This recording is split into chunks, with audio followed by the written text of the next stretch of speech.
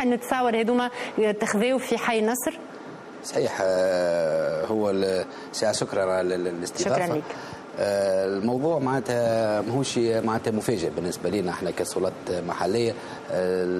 المنطقه محاطه بجبال النحلي، محميه النحلي اللي تشرف على منطقه حي رياض الاندلس اللي موجود فيه ويهبط معناتها الحيوان هذا. سامحني سي كريم، نقول الناس يتفرج فينا وتصور قاعدين نشوفوا فيهم توا على الاكران. تفضل سي كريم.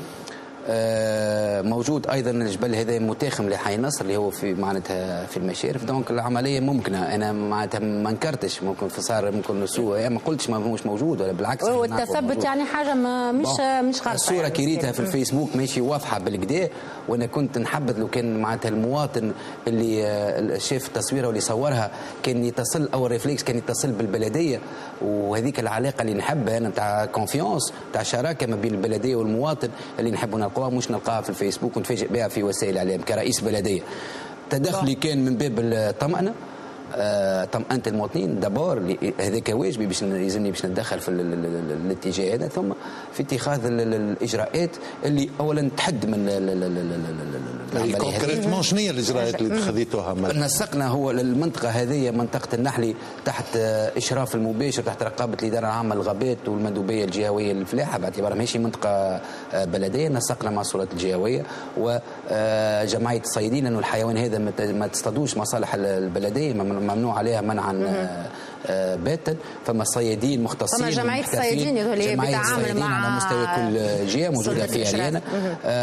عيطنا لهم وبسرعه دخلنا وتبرمجت حمله معناتها في نهايه الاسبوع هذا. تم تقريبا القضاء على 36 معناتها في يومين، 10 في جبل العمار و24 مش القبضه. لا معناتها القضاء عليهم. اصطادوهم. بقينا وزاره الفلاحه تقول لك ما هوش مسموح باش نقضيو عليهم بصفه نهائيه، فما توازن بيئي لابد من المحافظه عليه في المنطقه، لانه فما حيوانات اخرى تقتاد، فما توازن بيئي معناتها يلزم يكون المحافظه عليه. بقينا الحمله هذه قناعتي كونها حدد بصفه كبيره من الموضوع هذا.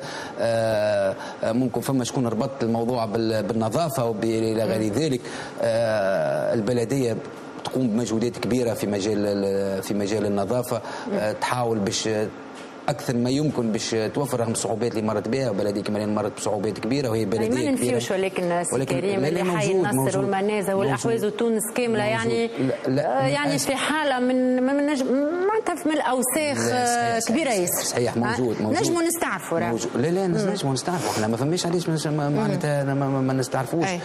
تبقينا بدرجات متفاوته. تو مدينه اريانا مثلا مقسومه على نصين، منطقة تتدخل فيها البلدية بطريقة مباشرة، أرينا المدينة وأرينا العليا، والمنطقة معناتها نظيفة وما عنديش حتى إشكال.